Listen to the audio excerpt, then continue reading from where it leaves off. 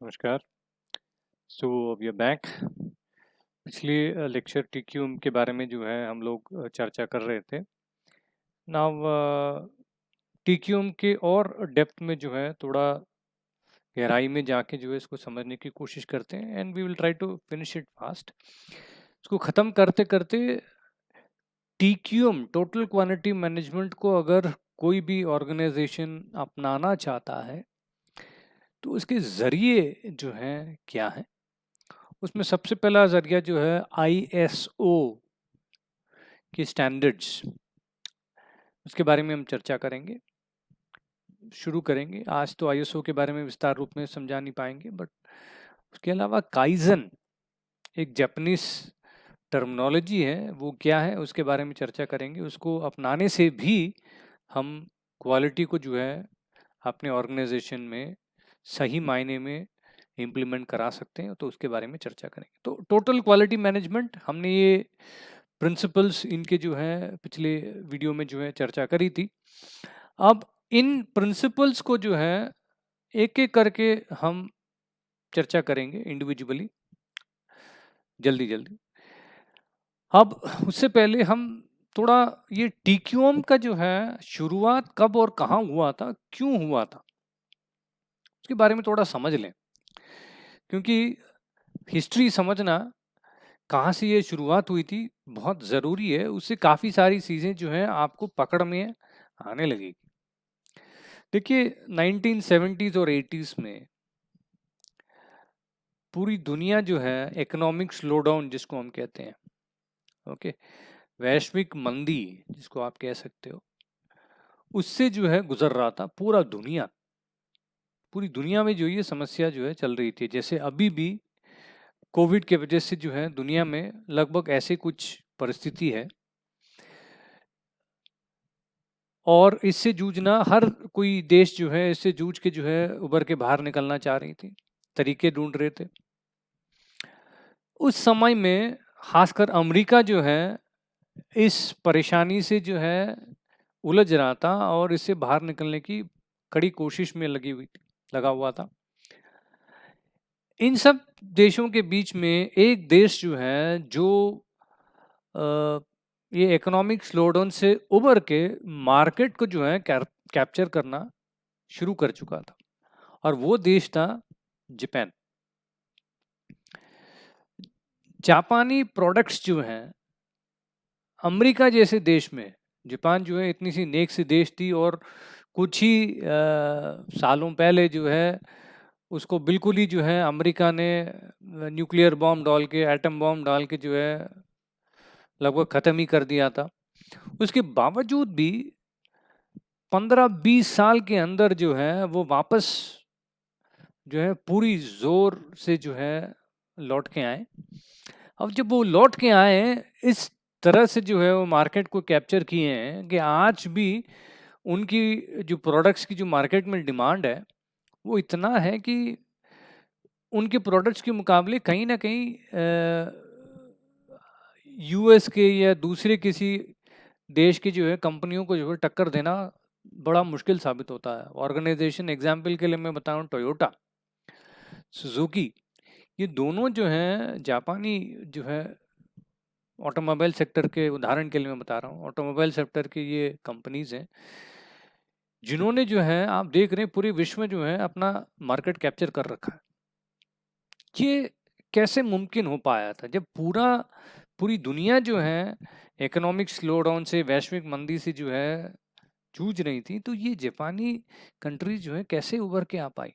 एक समय ऐसा आ गया था अमेरिका में जो है उनके खुद के जीएम, जनरल मोटर्स, फोर्ड, ये जो है ऑटोमोबाइल इंडस्ट्री जो है मंदा पड़ गया था, बट टोयोटा जैसा कंपनी जो है जो जापानी थी वो अमेरिका में जो है मार्केट इसका इतना कैप्चर हो गया। आज की डेट में भी आप देखिए इंडिया में भी टोयोटा का अपना खुद का एक मार्केट है। ये कैसे हो पाया था, कैसा मुमकिन हो पाया था जब लोग अमेरिका के कुछ ऐसे वैज्ञानिक लोग, ऐसे मैनेजमेंट के जो लोग थे, जब इसको गौर से जो है स्टडी करना शुरू किए तो उनको जो है वहाँ पे सॉल्यूशन मिला, टोटल क्वालिटी मैनेजमेंट। तो जापानी लोगों ने ये टोटल क्वालिटी मैनेजमेंट, जिसको हम कहते हैं कुल गुणवत्ता प्रबंधन, TQM को जो हिंदी में अगर हम अनुवाद करें कुल गुणवत्ता प्रबंधन, इसके बारे में जो है अमेरिका को तब पता चला था। और TQM जो है एक तरीके से ये समझ लीजिए पूरी दुनिया के लिए जापान का देन है, जापान से ही जो है शुरुआत हुई थी। तो ये था TQM का शुरुआत, 70s 80s में जो है इनका शुरुआत हुआ था। इसको जो है अमेरिकी कंपनियों ने, अमेरिका के देश की वासियों ने जो है इसको अपनाना शुरू किया, और उसका फलस्वरूप आप जानते हैं अमेरिकी कंपनी जो है आज की डेट में दुनिया में कितनी उनकी जो है डिमांड है और कितना वो आगे बढ़ चुके हैं। तो ये था शुरुआत टोटल क्वालिटी मैनेजमेंट का। इसको आप हिंदी में यहाँ पे समझाया हुआ है, इसको एक बार आप पढ़ लें तो ये स्लाइड तो आपको मिल ही जाएगी। तो अगर हम TQM का डेफिनेशन देखें, डेफिनेशन को जो है एक बड़ा सा स्टेटमेंट है, इस स्टेटमेंट को मैं पढ़ लेता हूँ जल्दी, फिर इसको तोड़ तोड़ के पढ़ेंगे, फिर आपको और बेहतर तरीके से समझ में आएगा। तो इस स्टेटमेंट को हम समझने की कोशिश करते हैं। Management philosophy embracing all activities through which the needs and expectations of the customer and community and the objectives of the organization are satisfied in the most efficient and cost effective manner by maximizing the potential of all employees in a continuing drive for improvement। इतना बड़ा जो है definition है TQM का। इसको हम तोड़ तोड़ के अगर पढ़ें, इसी स्टेटमेंट को मैं तोड़ के जो है आपको समझाने की कोशिश करूँ। हिंदी में एक प्रबंधन दर्शन जो सभी गतिविधियों को गले लगाता है और जिसके माध्यम से ग्राहक और समुदाय की आवश्यकताएं और अपेक्षाएं और संगठन की उद्देश्यों को सभी कर्मचारियों की क्षमता को एक सख्त ड्राइव में अधिकतम करके कुशल और लागत प्रभावी तरीके से पूरा किया जा सकता है। इसको जो है TQM का जो है बड़ा सा एक डेफिनेशन है, बट इसको हम तोड़ के पढ़ते हैं। उसी स्टेटमेंट को मैंने तोड़ा है। मैनेजमेंट फिलॉसफी, जैसे हम मैनेजमेंट फिलॉसफी की बात करते हैं, जो हमने प्रिंसिपल की जो बात करी थी, यहाँ पे आ गया लीडरशिप ड्रिवन। मैनेजमेंट का फिलॉसफी, एक सोच, एक नजरिया, वहां पे लीडरशिप आ जाता है। एम्ब्रेसिंग ऑल एक्टिविटीज, जितने भी कार्य हैं, ओके, किसी भी ऑर्गेनाइजेशन के जितने भी कार्य हैं उनको एक साथ लाना, इसको हम सिस्टम्स अप्रोच कहते हैं। उन सभी एक्टिविटीज को जो है एकजुट लेके चलना, और उससे ग्राहक और समुदाय, इन दोनों की जो अपेक्षाएं हैं उनको जो है पूरा करना। कस्टमर फोकस आ गया, तीसरा जो है आपका सिद्धांत आ गया। इसके अलावा objectives of the organisation are satisfied, organisation के अपने खुद के जो ऑब्जेक्टिव्स हैं, जो लक्ष्य है उसको पाना, वो भी उसमें शामिल है। तो आप इसको कैसे करेंगे? Efficient and cost effective manner, जितने बेहतर तरीके से आप इसको पूरा कर पाएंगे और कम से कम लागत में, पैसा जो है फालतू का खर्चा ना हो, पैसा हो या रिसोर्सेस कोई भी हो, कम से कम खर्च हो, मोस्ट इफेक्टिव तरीके से खर्च हो। तो ये तभी मुमकिन होता है जब आप प्रोसेस कंट्रोल कर सकते हैं। By maximizing the potential of all employees, हर एक उस व्यक्ति जो आपके यहाँ पे, तो हालांकि मैंने एम्प्लॉय इन्वॉल्वमेंट लिखा है, यानी कि कार्यकर्ताओं का जो है इन्वॉल्वमेंट, बट उससे आगे भी है। आपकी ऑर्गेनाइजेशन, आपके संस्थान के साथ जुड़े हुए हर वो व्यक्ति को जो है आप अपने कार्यकाज में जो है इन्वॉल्व करेंगे, उनको एहसास दिलाएंगे कि आप इस कंपनी के साथ जुड़े हैं, आप इस कंपनी के प्रोग्रेस, प्रगति में भी आपका योगदान होगा और उसका लाभ आपको भी मिलेगा। इसको हम कहते हैं इन्वॉल्वमेंट, हर एक व्यक्ति को जो है इन्वॉल्व करके चलना। और आखिरकार continuous improvement, in a continuing drive for improvement. तो उस एक डेफिनेशन में अगर उसको आप तोड़ के पढ़ें, आपने जितने अभी प्रिंसिपल पढ़े हैं वो सब उसमें शामिल हो जाती है। सो आप मैनेजमेंट की एक सोच होनी चाहिए, आप कुल इस एक ऑर्गेनाइजेशन को एक पूरे तरीके से, कुल तरीके से हर एक डिपार्टमेंट को, हर एक काम को जो है इन्वॉल्व करते हुए उसके नजरिए से सोचें। अपने ग्राहकों के बारे में सोचें, अपनी इमीडिएट समुदाय के बारे में सोचें, अपनी कंपनी के खुद के लक्ष्य के बारे में ध्यान रखते हुए बहुत ही सही तरीके से, पूरे काबू में लाते हुए, बिना फालतू के समय, व्यक्ति का जो है, किसी भी एक एम्प्लॉय का समय, उसका एनर्जी, खर्चा फालतू में ना करें और एफिशिएंट तरीके से, अच्छे तरीके से आउटपुट कम ज़्यादा से ज़्यादा निकालते हुए, काम करते हुए हर एक एम्प्लॉय और व्यक्ति को जो है अपने ऑर्गेनाइजेशन से जुड़े हुए जितने भी लोग हैं उनको इन्वॉल्व करते हुए अगर आप कंटिन्यूसली इम्प्रूव करते हैं तो वो टोटल क्वालिटी मैनेजमेंट कहा जाएगा। तो कितने पहलू जो हैं इसमें जुड़ गए। तो टोटल क्वालिटी मैनेजमेंट एक बहुत ही अलग किस्म का सोच है। उस सोच को जो है लाना बहुत जरूरी है। इस सोच के साथ कोई भी संस्थान जो है आगे बढ़ेगा तो सफलता तय है। बट लगातार इनको जो है कंटिन्यूअसली इम्प्रूव करते जाना पड़ेगा, समय के अनुसार प्रोग्रेस करनी पड़ेगी। जो प्रोडक्ट, जो आपकी पॉलिसीज 10 साल पहले चलते थे वो आज के समय में लागू नहीं हो सकते हैं, क्योंकि समय के अनुसार चीज़ें बदल जाती हैं, मार्केट बदल जाती है, डिमांड बदल जाती है, आपके ग्राहक भी बदल जाते हैं, ग्राहकों का डिमांड भी बदल जाता है, आपकी जो इमीडिएट समुदाय है, जो सोसाइटी है, उसमें भी बदलाव आ जाती है। तो हर चीज़ों को नज़र में रखते हुए, ध्यान में रखते हुए अगर आप प्रगति करेंगे तो सफलता पाना मुमकिन। इसी को जो है हमने हिंदी में तोड़ को जो है अलग अलग दिखाया हुआ है। स्लाइड आपके पास आ जाएगी, एक बार देख लें, गौर करें। तो अगर TQM अप्लाई करते हैं, इम्प्लीमेंट करते हैं, उससे होने वाले फायदे क्या क्या हैं। सबसे पहले आपकी प्रोडक्ट या सर्विस जो भी आप ऑफर करते हैं एज एन ऑर्गेनाइजेशन, संस्थान के रूप में, चाहे आप मार्केट में प्रोडक्ट उतार रहे हो या मार्केट में किसी भी किस्म का सर्विस दे रहे हो, ये दोनों में जो है उनकी क्वालिटी में जो है अंतर आपको दिखाई देने लगेगा और समय से ये बेहतर होता जाएगा। पलट के नहीं देखना होता है, हमेशा जो है कंटिन्यूसली आपको लगा कि बेहतर हो गया, इससे और बेहतर किया कैसे कैसे किया जा सकता है, और बेहतर और बेहतर, ये कंटिन्यूसली बेहतर करने की जो प्रयास रहेगी वो आपको दूसरे आपके कंपीटिंग ऑर्गेनाइजेशन के साथ, उनके उनके साथ जब आप कंपीट करेंगे आपकी जो है जगह बिल्कुल आगे रहेगी। इंक्रीज प्रोडक्टिविटी, प्रोडक्शन की जो है जो गतिविधि है वो बेहतर हो जाती है, वेस्टेज कम हो जाती है, क्योंकि रिजेक्शन, खराब माल आप बनाओगे ही नहीं, पहली बार में ही जो है सही माल बन के निकलेगा और खराब माल बनने की जो है आप कहीं प्रावधान छोड़ोगे ही नहीं। ऐसी जो है आपकी ऑर्गेनाइजेशन में काबिलियत बन जाती है।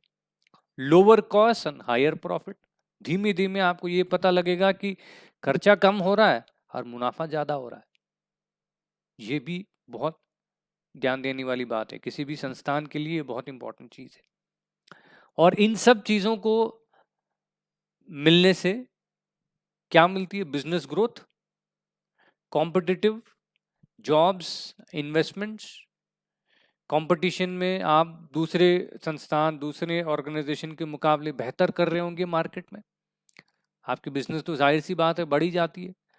आप बहुत सारी जो है नौकरियां जो हैं देने लगोगे, क्योंकि आपकी कंपनी और विस्तार रूप में बढ़ रही होगी, विस्तार कर रही होगी, नौकरियां बढ़ेंगी, समुदाय के लिए बहुत अच्छी बात है, समाज के लिए बहुत अच्छी बात है।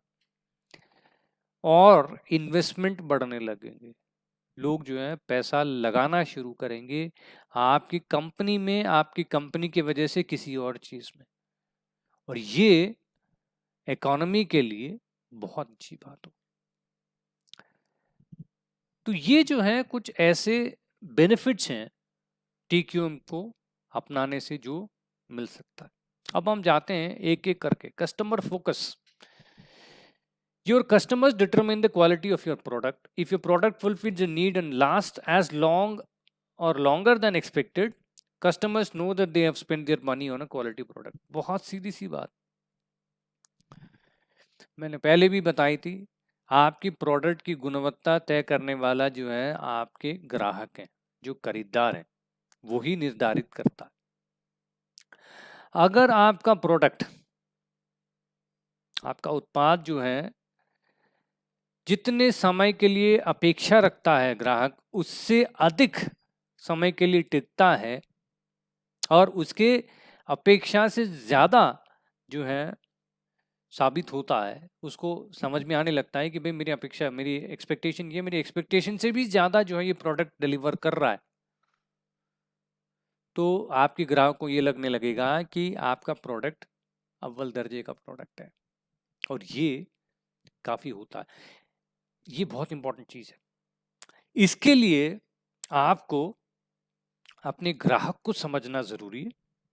अपने ग्राहक की ज़रूरतों को समझना ज़रूरी है। उसकी अपेक्षा क्या है वो समझना ज़रूरी है।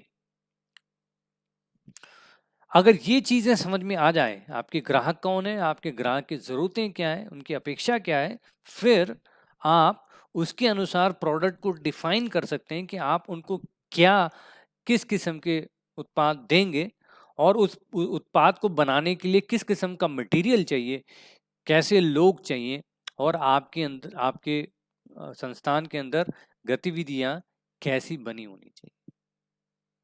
तो कस्टमर ही है, तो उसी के इर्द गिर्द जो है कोई भी संस्थान जो है काम करें तो सफलता पाना बेहतर हो जाता है। इन्वॉल्वमेंट ऑफ पीपल, मैंने यहाँ पे ब्रैकेट में एम्प्लॉयज लिखा है, हालांकि एम्प्लॉय से ज़्यादा भी है, वेंडर हैं, सप्लायर्स हैं, इनको भी अगर हम एकजुट लेके चलें तो कंपनी को जो चीज़ साबित करनी हो बहुत जल्द साबित हो सकता है। You can't increase productivity, process or sales without the total commitment of all employees. ये सच में, बिना आप सभी कर्मचारियों की कुल प्रतिबद्धता के बिना उत्पादकता, प्रक्रियाओं या बिक्री में वृद्धि ही नहीं कर सकते हैं। ये सीधी सी बात है। अगर एम्प्लॉय की कमिटमेंट नहीं है, उनका इन्वॉल्वमेंट नहीं है, ना आप प्रोडक्टिविटी को बढ़ा सकते हैं, ना सेल को बढ़ा सकते हैं, ना आपकी प्रोसेस में मतलब बदलाव या बेहतरीन उसको कर सकते हैं, तो मुमकिन नहीं है। तो आपके एम्प्लॉयज जितने भी आपके लिए काम करते हैं, जो आपकी कंपनी के लिए काम कर सकते हैं, आपकी कंपनी से जुड़ा है, हर एक इंसान, हर एक व्यक्ति को जो है आपकी कंपनी की विजन, दूरदर्शिता, आपकी कंपनी कहाँ जाना चाहिए, किस जगह पहुंचना चाहिए, क्या स्ट्रेटेजी है, क्या प्लान है, ये सब उनको पता होना चाहिए। सही तरीके से उनके दिमाग में बैठ जाना चाहिए। उसके लिए समय टू समय उनका ट्रेनिंग, उनको जानकारी देना, उनको उनकी काबिलियत, उनकी रिक्वायरमेंट के बारे में समझाना, अगर ये हम बार बार लगातार करते रहेंगे तो एम्प्लॉय आपके जानकार हो जाएंगे। तो एम्प्लॉय अगर जानकार होगा तो एम्प्लॉय को ये समझ में आने लगेगा कि भाई कंपनी तरक्की पाने के लिए मुझे ये करना पड़ेगा, अगर मैं ये योगदान दूंगा, मेरी योगदान से कंपनी की तरक्की होगी, तो कंपनी की तरक्की के साथ साथ मेरी खुद की भी तरक्की होगी। ये चीज उसको समझ में आने लगेगा, फिर बहुत आसान हो जाता है तरक्की पाना। Process approach. Adhering to process is critical in quality management. Process ensure that the proper steps are taken the right time to ensure consistency and speed of production. गुणवत्ता प्रबंधन में प्रक्रियाओं का पालन करना महत्वपूर्ण है, बताने की आवश्यकता ही नहीं है। तो आपके पास प्रक्रियाओं का एक पूरा का पूरा फ्लो चार्ट बना होना चाहिए कि ये इसके बाद ये आएगा, इसके बाद ये आएगा, इसके बाद ये आएगा। उससे क्या होगा कि कहीं पे भी कमी पेशी होगी तो आप तुरंत पकड़ सकते हो, इस स्टेज में जो है कमी आई। ब्लाइंडली चलते रहेंगे बिना किसी प्रक्रियाओं के फ्लो चार्ट के, फिर आप पकड़ ही नहीं पाएंगे कि कमी जो है किस वजह से आ रही है, कहाँ से आ रही है, कौन सी स्टेज पे आ रही है, कौन से कदम पे आ रही है, ये बताना बड़ा मुश्किल हो जाता है। तो प्रोसेस पे मैप करके काम करना बहुत सही माना जाता है। Processes ensure that proper steps are taken at the right time. प्रक्रियाओं सुनिश्चित करती है कि स्थिरता सुनिश्चित करने और उत्पादन में तेजी लाने के लिए उचित समय पर उचित कदम उठाए जा सकते।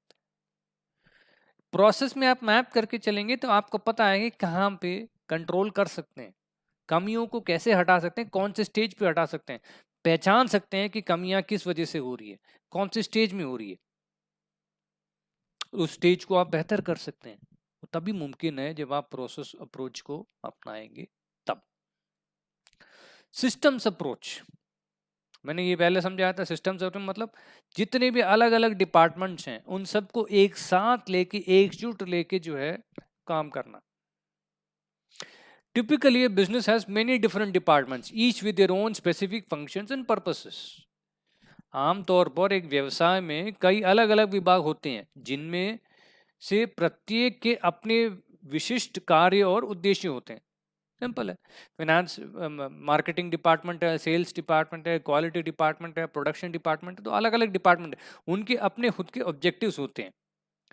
इन विभागों और कार्यों को क्षैतिज प्रक्रियाओं के साथ जोड़ा जाना चाहिए जो कुल गुणवत्ता प्रबंधन का ध्यान केंद्रित करना चाहिए। These departments and functions should be interconnected. इन दोनों के बीच में, हर एक डिपार्टमेंट के बीच में आपस में एक अंडरस्टैंडिंग होनी चाहिए। मैं ये काम करके दूंगा तो तुम्हारे लिए ये फायदेमंद होगा। ये एक अपना जो है लेके अड़े रहेंगे कि नहीं आपको ये खरीदना है, परचेज डिपार्टमेंट कहता है कि भाई ये बना के लाओ, वो बना के लाओ, प्रोडक्शन वालों को तंग करेगा, तो प्रोडक्शन वालों को क्या जाता है, वो बनाना बंद कर देंगे। आखिरकार नुकसान कंपनी को होगा, कंपनी को होगा तो सभी को नुकसान। तो एक दूसरों के साथ मिलजुल के काम करना, एक सिस्टम्स अप्रोच बना के चलना जो है ऑर्गेनाइजेशन के लिए हमेशा फायदेमंद साबित होती है। कंटिन्यूअल इंप्रूवमेंट ये बहुत इंपॉर्टेंट चीज है, इसको याद रखिएगा, कभी भूलिएगा मत। इसी के बारे में हम बात करेंगे, काइजन करके जो बात करेंगे वो इसी पे आधारित है। Optimal efficiency and complete customer satisfaction doesn't happen in a day. अगर आपकी जो प्रोडक्टिविटी की जो एफिशिएंसी है, क्षमता जो है प्रोडक्शन करने की जो क्षमता है, या कस्टमर की जो सेटिस्फैक्शन को पाने की जो आपकी जो अपेक्षा है, आपकी जो इच्छा है, वो एक दिन में पूरी होने वाली बात नहीं है। आपको लगातार अपने ऑर्गेनाइजेशन के अंदर बदलाव, एक अच्छा बदलाव जो है कंटिन्यूसली करता रहना पड़ेगा प्रगति की तरफ। अगर वो होता रहेगा आपके संस्थान में तो आप अपनी क्षमता को भी बढ़ा लेंगे और ग्राहकों की सेटिस्फैक्शन को भी जो है आसानी से पा लेंगे। ग्राहक की सेटिस्फैक्शन मिल जाना, ये समझ लीजिए आप मार्केट में बाकी कॉम्पिटिटर्स के मुकाबले और बेहतर परफॉर्म कर पाएंगे, इसका मतलब यही होता है। इष्टतम दक्षता और पूर्ण ग्राहक संतुष्टि एक दिन में नहीं होती है। आपके व्यवसाय को लगातार प्रक्रियाओं में सुधार करने और अपने उत्पादों और सेवाओं को अनुकूलित करने की तरीके खोजना चाहिए, क्योंकि ग्राहक की जरूरत है। तो ग्राहक की जरूरतों को समझना है तो आपकी कंपनी के अंदर जो कमियां हैं, जो पीछे, उसको बार बार आप ढूंढिए, तलाशिए और अपने आप की अपनी प्रोसेस को, अपनी प्रक्रियाओं को बेहतर बनाते जाइए। हर बार जो है कुछ कमी को ढूंढ तलाश के निकालिए, उसको दूर हटाइए, बेहतर बनाइए, अपनी प्रोसेस को और बेहतर बनाइए। ये कंटिन्यूअस इंप्रूवमेंट होता है और इससे आपका प्रोडक्ट कंज्यूमर के सेटिस्फेक्शन के अनुसार बन के निकलेगा और लगातार आप उसको कंसिस्टेंटली चेंज करते, इंप्रूव करते रहेंगे। कंज्यूमर आपका लगातार सेटिस्फाइड रहेगा, वो आपकी मार्केट लगातार बनी रहेगी। फैक्ट बेस्ड डिसीजन, तथ्य आधारित निर्णय लेना, ये बहुत इंपॉर्टेंट है। जनरली जो है कुछ ऑर्गेनाइजेशन, लाला कंपनियों में ये होती है कि अंधाधुन उन्होंने, लाला जी ने तय कर ली कि भाई ये कल ये होना है तो होना है, तो वो होना है, तो उसके पीरियड, उसका कोई भी आप निर्णय लेते हो उसके पीछे जो है कोई कारण होना चाहिए। वो कारण जो है स्टैटिस्टिक्स के आधार पर होना चाहिए, डाटा के आधार पर होना चाहिए। विश्लेषण और डाटा एकत्रित करने में उपलब्ध सच सूचना के आधार पर बेहतर निर्णय होते हैं। आप निर्णय लेने से पहले एक स्टैटिस्टिक्स बनाइए। प्रोडक्ट लॉन्च करना चाह रहे हैं तो आप समझिए कि उस प्रोडक्ट के बारे में क्यों लॉन्च करना है आपको। प्रोडक्ट क्या पब्लिक की डिमांड है, पब्लिक की डिमांड को पूरी कर रही है नहीं कर रही है। कस्टमर सर्वे करिए, कस्टमर की ज़रूरतों को समझने की कोशिश करिए। उसके बाद जो है आप प्रोडक्ट को लॉन्च करेंगे तो वो निर्णय जो है सही होगा, साबित होगा। आपने यूं ही जो है अनुमान लगा लिया कि हाँ कंज्यूमर शायद ये जो है चाहता है, वो शायद चाहता है जो है किसी डाटा के आधार पर हो, तो आपका निर्णय लेना वाजिब, नुकसान नहीं होगा। तो डिसीजन जो है तथ्य के आधार पर होना चाहिए। ये चीज जो है हमने एक प्रिंसिपल में चर्चा करना चाहिए था। ये 8वां प्रिंसिपल समझ लीजिए, ये चर्चित नहीं है। ये है कम्युनिकेशन। देखिए किसी भी संस्थान के अंदर भीतर दोनों तरफा कम्युनिकेशन होना चाहिए। दोनों तरफा कम्युनिकेशन का मतलब ये है मैनेजमेंट जो है अपने ग्राहकों को, अपने एम्प्लॉयज को जो है इन्फॉर्म करके रखे, जानकारी दे के रखें हर बार कंपनी क्या चाहती है, क्या कदम उठा रही है, क्या करने की कोशिश कर रही है, हर चीज की जानकारी जो है वो कम्युनिकेट करते रहे, जानकारी देते रहे। ये एक तरीका है। दूसरा, अगर कोई एम्प्लॉय है तो एम्प्लॉय जो है मैनेजमेंट को जो है पूरी जानकारी दें कि वो उनके दिमाग में क्या चल रही है, उनको क्या परेशानी हो रही है, इसकी जो है जानकारी वो मैनेजमेंट को देते रहें। ये दोनों तरफा जो है कम्युनिकेशन बना रहेगा तो कंपनी की प्रगति में जो है उसको आसान माना जाएगा और फायदेमंद माना जाएगा। तो कम्युनिकेशन जो है, संचार करना, कंपनी के भीतर संचार करना जो है बहुत ही इंपॉर्टेंट चीज मानी जाती है। ओके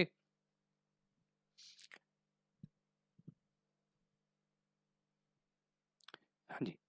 तो ये दो तरफा संचार, कम्युनिकेशन मैनेजमेंट और एम्प्लॉय के बीच में और एम्प्लॉय और मैनेजमेंट के बीच में, ये भी बहुत स्पष्ट रूप में बन जाना चाहिए। अगर एम्प्लॉयज को किसी भी किस्म की परेशानी हो तो वो मैनेजमेंट को बता सके, और मैनेजमेंट को कोई चीज़, उनका कदम, उसके बारे में, उनकी सोच के बारे में अगर वो एम्प्लॉय को बताना चाहते हैं तो बताने लायक कोई व्यवस्था बना रहे। इससे बहुत अच्छा तालमेल बैठ जाती है मैनेजमेंट और एम्प्लॉय के बीच में, और कंपनी की प्रगति में ये बहुत फायदेमंद साबित होती है। तो ये प्रिंसिपल्स हैं टीक्यूएम के, जिसके आधार पर टीक्यूएम को इम्प्लीमेंट किया जाता है। अब टीक्यूएम चाहिए तो आइडियोलॉजी, प्रिंसिपल है, सिद्धांत है। अगर इन सिद्धांतों को जो है इम्प्लीमेंट करना है, उसके कुछ टूल्स हैं जो कि आपके करिकुलम में जो है डिस्कस्ड है। मैं उसके बारे में जो है चर्चा करते हुए चलना चाहूँगा। दो चीज़ें जो है हम डिस्कस करेंगे। मीन्स ऑफ इम्प्लीमेंटिंग टीक्यू, मतलब टीक्यूएम, टोटल क्वालिटी मैनेजमेंट को किसी भी संस्थान में अगर इम्प्लीमेंट कराने हैं तो दो तरीके से हो सकते हैं। एक आईएसओ स्टैंडर्ड्स को लेके उसको इम्प्लीमेंट करा दें। आईएसओ स्टैंडर्ड का एग्जांपल मैं उदाहरण बता दूं, आईएसओ 9001, डीआई जो है आईएसओ 9001, उनको जो है ये सर्टिफिकेशन मिला हुआ है। वो ये सर्टिफाई करती है कि इस संस्थान के अंदर जो कार्य प्रणाली है या जो प्रोसेसेस हैं वो आईएसओ स्टैंडर्ड के तहत जो है बनाए गए हैं, और आईएसओ स्टैंडर्ड्स को फुलफिल करते हुए, सेटिस्फाई करते हुए उनके रिजल्ट्स जो है देखे जाती है। तो ये एक सर्टिफिकेशन है। आईएसओ 9001 टोटल क्वालिटी मैनेजमेंट का ही जो है सर्टिफिकेशन। आईएसओ स्टैंडर्ड्स बहुत सारे हैं, उसमें से आईएसओ 9001 खासकर क्वालिटी मैनेजमेंट पे जो है फोकस करता है। इसके अलावा काइजन मेथोडोलॉजी, काइजन मेथोडोलॉजी के बारे में आज चर्चा करेंगे। काइजन मेथोडोलॉजी है क्या चीज? जो ये अजीब से जो यहाँ पे इमेज जो दिखाई दे रहा है बीच में, ये जापानी है, जापानी भाषा में लिखा हुआ है। तो काइजन जो है ये एक जापानी वर्ड है, शब्द है। काई का मतलब जो है चेंज, जेन का मतलब गुड, मतलब अच्छा बदलाव, एक तरीके से आप कह सकते हैं, डायरेक्ट ट्रांसलेशन करें तो एक बेहतर बदलाव जो कि बेहतरता की तरफ चलती है, यानी कि बेटरमेंट की तरफ जो है चलती है, इसको हम काइजन कहते हैं। ये जापानीज टर्मिनोलॉजी है। अगर इसके बारे में मैं आप विटनेस करना चाहते हैं, देखना चाहते हैं, तो कोई भी जापानी जो है ऑटोमोबाइल इंडस्ट्री जिनका वर्कशॉप आप जाके देखना चाहें, सुजुकी के जाके देखना चाहें, आप सुजुकी की वर्कशॉप में जाएंगे तो वहाँ पे ये सब टर्मिनोलॉजी लिखा हुआ आपको मिलेगा। क्योंकि सुजुकी जो है जापानी कंपनी है, वो लोग अपनी क्वालिटी को बेहतर करने के लिए काइजन को जो है अपनाते हैं, और उससे उसके अपनाने से आपको पता ही है कि टोटल क्वालिटी मैनेजमेंट का शुरुआत जापान से शुरू हुआ था, उनकी वहीं से शुरू हुई थी। तो किस हद तक जो है ये फायदेमंद साबित हो सकती है आपको समझ में आएगा। Kaizen is equal to good change, aka continuous improvement. तो एक जो फिलॉसफी, जो प्रिंसिपल है टीक्यूएम का, वो है कंटिन्यूअस इंप्रूवमेंट। ये बहुत ही इंपॉर्टेंट प्रिंसिपल है टोटल क्वालिटी मैनेजमेंट का, उसके बारे में यहाँ चर्चित है। जो कंटिन्यूअस इंप्रूवमेंट, लगातार जो है बेहतरता की तरफ जो है बदलाव, इसको हम एक तरीके से कह सकते हैं। तो ये 6 स्टेप्स हैं काइजन के। इसको इम्प्लीमेंट करने से हमेशा आप लगातार अपने प्रोसेस को, अपने कंपनी की जो गतिविधियां हैं उसको बेहतर करते जाते हैं। सबसे पहला स्टेप है आइडेंटिफाई प्रॉब्लम्स, कमियां, समस्या। किसी भी प्रक्रिया में कोई भी समस्या हो या कोई भी प्रॉब्लम हो, उसको पहचानिएगा। सही मायने में प्रॉब्लम को पहचानना। देखिए, ये समझ लीजिए कि अगर किसी भी हालात में, किसी भी आप बुरे हालात में उसको आप जनरल प्रॉब्लम कह के जो है संबोधित करते हैं कि ये बड़ा प्रॉब्लम चल रहा है, वो एक बुरा हालात है, बैड कंडीशन है समझ लीजिए। उस कंडीशन को सही मायने में समझना हो तो कंडीशन को ये समझने की कोशिश करिए कंडीशन के पीछे कारण क्या है। तो कारण आप तलाशेंगे तो सही मायने में जो प्रॉब्लम है, जो समस्या है, उसकी जड़ तक पहुंचना। तो सवाल पूछ पूछ के जो है आप उस समस्या की जड़ तक पहुंचिए, तो सही समस्या जो है आपको पहचाननी आएगी। किसी भी ऐसे हालात में अगर सही समस्या को सही मायने में आपने समझ लिया, जो 50% आपने उस समस्या को जो है सुलझा दिया, ये मतलब होता है। उस समस्या को जो है सही मायने में समझना। गाड़ी आपने स्टार्ट करी, चालू नहीं हुई, तो आप प्रॉब्लम, वो एक हालात है, एक कंडीशन है, गाड़ी शुरू नहीं हुई, वो आपके लिए प्रॉब्लम है, समस्या आपके लिए है। शुरू नहीं होने का कारण, किक जो सेल्फ स्टार्ट वाला बटन काम नहीं किया, कोई तार कट गया, ऑलराइट, तार कट गया, बैटरी फेल हो गई, तो प्रॉब्लम कौन सा है उसको अगर पहचान लिया आपने, बैटरी खत्म हो गई, तो 5-6 कारण हो सकते हैं गाड़ी चालू ना होने का। तो 5 में से पांचों को आप लिस्ट बना लीजिए और उसमें से एक एक को चेक करते जाइए और आपको पता लगा कि बैटरी जो है बैठ गई है। अगर आपको ये समझ में आ गई कि बैटरी बैठ गई है, तो 6 प्रॉब्लम में से कारण ये है गाड़ी ना चालू होने का, तो आपने 50% सॉल्व कर लिया। फिर तो आपको पता है बैटरी बदलना है, सीधी सी बात है। तो प्रॉब्लम को पहचानना जरूरी है। एक हालात आती है, उस हालात में प्रॉब्लम के जड़ तक पहुंचना, सही मायने में प्रॉब्लम क्या है उसको पहचानना बहुत जरूरी है। तो आइडेंटिफाई करिए प्रॉब्लम को, पहली बात। एनालाइज करंट प्रोसेसेस, प्रॉब्लम को आइडेंटिफाई करने के बाद आप देखिएगा कि अभी तक जो है क्या चल रहा था, ये क्या चल रही है, तो ये प्रॉब्लम बार बार क्यों आ रही है। अभी जो चल रहा है, जो कार्य प्रणाली है, उसको समझने की कोशिश करिए और उसमें वो प्रॉब्लम जो है कहाँ बैठ रही है उसको समझने की कोशिश करिए। दूसरा स्टेप। तीसरा स्टेप सॉल्यूशन, उसके लिए सॉल्यूशन तलाशिए। मैंने तो आपको बता दिया बैटरी का उदाहरण लेके कि भाई बैटरी बैठ गई, वहां सवालात खत्म नहीं होते हैं।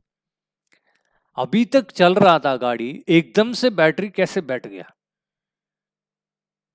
है कि नहीं। सवाल आपके दिमाग में ये आनी चाहिए, ये नहीं कि बैटरी बदल दो। ठीक है, बैटरी बदल दो, कारण हो गया, सॉल्यूशन निकल गया, बट बैटरी बैठ जाने का कारण क्या है वो तो आपने नहीं बदला।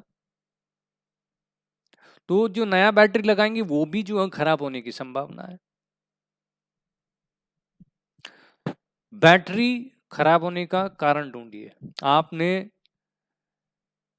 जनरली जो है, उदाहरण के लिए मैं बताता हूँ, गाड़ी चालू या बंद करते में ये बताया जाता है कि इग्निशन की स्विच ऑन करते में दूसरा कोई भी स्विच जो है ऑन नहीं होना चाहिए। बिजली से चलने वाला, बैटरी से चलने वाला कोई भी जो है उसमें लाइट हो, कुछ भी हो, वो चालू नहीं होनी चाहिए, बंद होनी चाहिए, तब जो है आप स्टार्ट लगाएंगे। नहीं तो वो जो भी अप्लायंस होगी, लाइट होगा या कुछ भी होगा, इंडिकेटर होगा, हेडलाइट होगा, वो बैटरी की पावर को जो है खींच लेता है, तो बैटरी खराब हो जाएगी। तो समस्या वो है।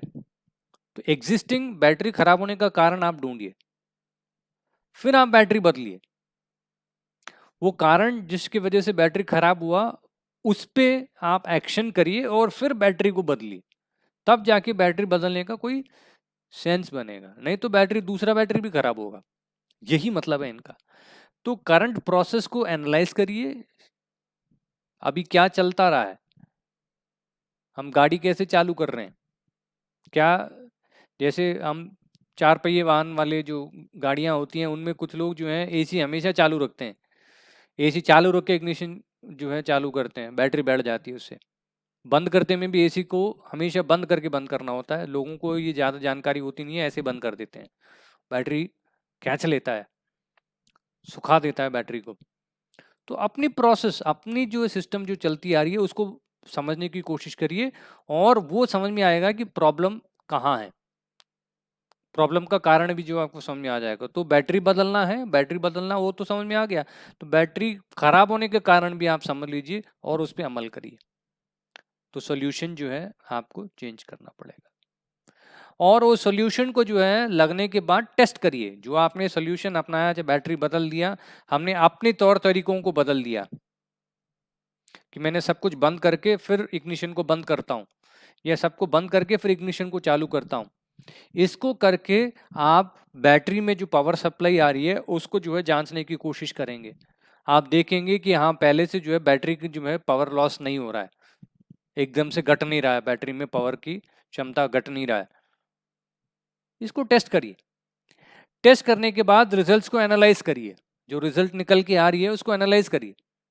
आपने एक सॉल्यूशन निकाला, वो सॉल्यूशन को जो है इम्प्लीमेंट किया, इम्प्लीमेंट करने के बाद उसको नापा आपने कि सही मायने में हमारा सॉल्यूशन जो है, जो हमें जो रिजल्ट चाहिए वो मिल रहा है नहीं मिल रहा है, उसको नापिए। नापने के बाद आपको समझ में आ गया कि हाँ ये सही काम कर रहा है, तो उस सॉल्यूशन को स्टैंडर्डाइज कर दीजिए।